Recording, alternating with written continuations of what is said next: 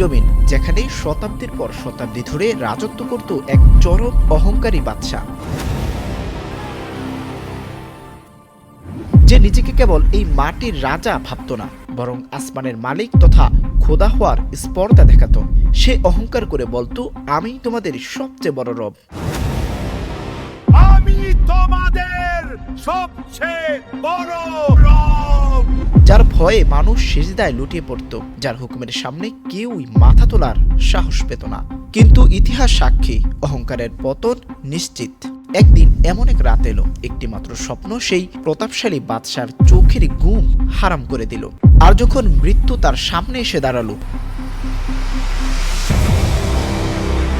তখন সে সামান্য এক ফোঁটা পানির সাথেও লড়াই করতে পারল না। মহান আল্লাহ তার সেই অহংকারী শরীরকে মাটিতে মিশে যাওয়া থেকে আটকে দিলেন, যেন কিয়ামত পর্যন্ত আসা প্রতিটি মানুষের জন্য সে হয়ে থাকে এক জীবন্ত ইবরত বা দৃষ্টান্ত। কে সেই বাদশা, আর কি ছিল তার এই ভয়াবহ পরিণতি?